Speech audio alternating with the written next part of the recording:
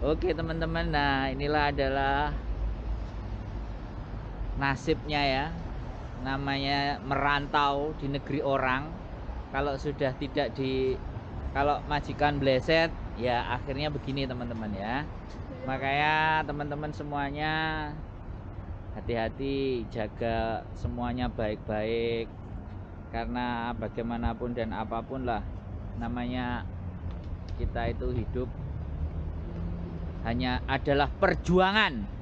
Dan ini saya nemeni Mbak E. Tenang Mbak, nanti kita makan enak. Sekarang masukin dulu. Nanti kita masuk ruangan. Santai-santai. Nah jadi ini ya teman-teman, sekali lagi ora ketok raine kok Mbak, tenang dari belakang kok. Jadi beginilah ceritanya ya buat teman-teman semuanya.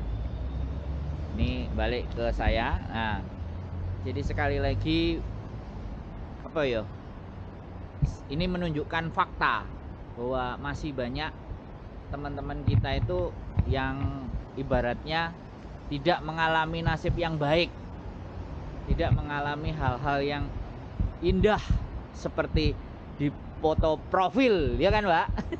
Mbak guyu wis gak apa-apa, madhep pengguri pokoknya guyune. Nah bayangkan posisi hujan-hujan ya, saya temenin, tenang saja Mbak, saya temenin sampai semuanya selesai.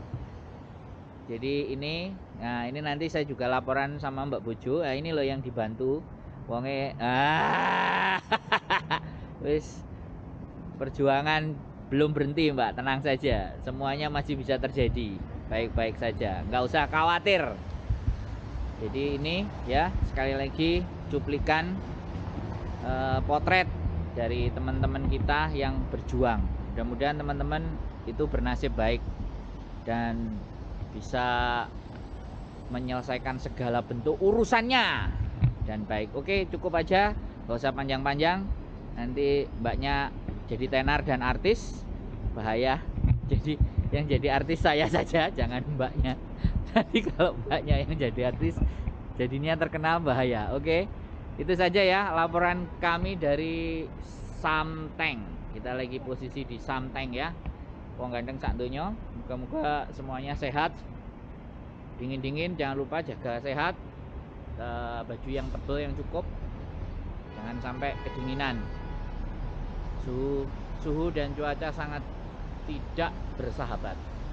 Sampai ketemu di konten berikutnya. See you, bye bye.